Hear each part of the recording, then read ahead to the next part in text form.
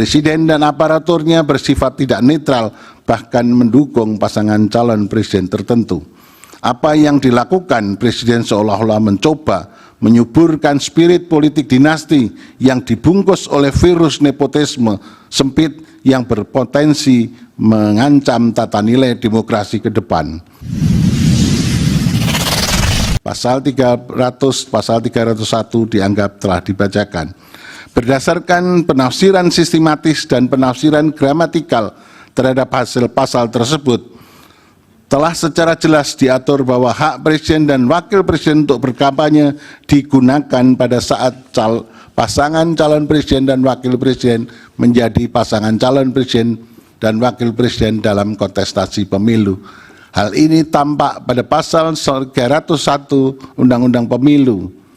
Oleh karena itu, apabila presiden dan wakil presiden turut mengkampanyekan calon yang didukungnya, maka tindakan ini telah mencederai prinsip moral dan etika kehidupan berbangsa dan bernegara yang seharusnya dijunjung tinggi sebagaimana termuat di dalam ketetapan MPR nomor 6 tahun 2021 tentang etika kehidupan berbangsa dan secara filosofis lahir pada tahun 2021 sebagai akibat adanya kemunduran dalam etika kehidupan berbangsa sehingga menyebabkan krisis multidimensional serta untuk memulihkan kembali maka MPR kala itu membuat rumusan pokok-pokok etika kehidupan berbangsa dan bernegara. Kutipan mengenai ketetapan itu pada angka 2, etika politik dan pemerintahan yang pada pokoknya memuat hal-hal sebagai berikut dianggap telah dibacakan. Etika kehidupan berbangsa ini perlu disinggung kembali dan ternyata hingga kini masih relevan untuk dipertimbangkan dan diterapkan setidak-tidaknya sebagai kaca benggala agar pemerintah dan para elit politik mampu bersikap jujur, amanah, sportif, siap melayani, berjiwa besar, memiliki keteladanan, rendah hati, siap mundur dari jabatan politik apabila terbukti melakukan kesalahan secara moral, kebijakannya bertentangan hukum dan rasa keadilan masyarakat. Oleh karena itu, dalam sebuah negara hukum yang demokratis berlandaskan Pancasila, pelaksanakan rule of law harus pula dibarengi dan diikuti oleh penerapan rule of ethics sebagai nilai luhur dan aturan yang penting dan strategis dalam setiap penyelenggara negara. Kembali ke soal perselisihan hasil pemilu.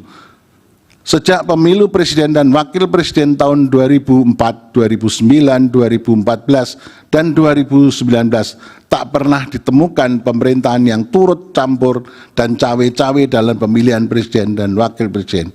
Akan tetapi pada pemilihan presiden dan wakil presiden tahun 2024 terjadi hiruk pikuk dan kegaduhan yang disebabkan secara terang-terangan. Presiden dan aparaturnya bersifat tidak netral, bahkan mendukung pasangan calon presiden tertentu. Apa yang dilakukan presiden seolah-olah mencoba menyuburkan spirit politik dinasti yang dibungkus oleh virus nepotisme sempit yang berpotensi mengancam tata nilai demokrasi ke depan.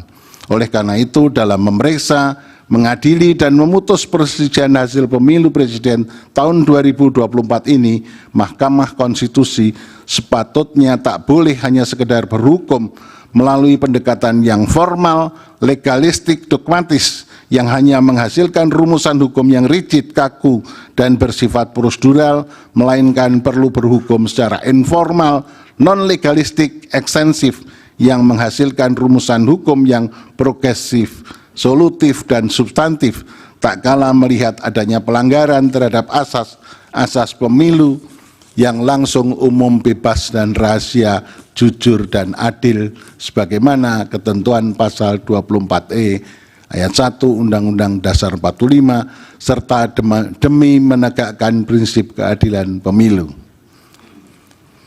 Hal ini kemudian ditegaskan kembali oleh Mahkamah pada putusan nomor 85 tahun 2022 dan seterusnya dianggap telah dibacakan.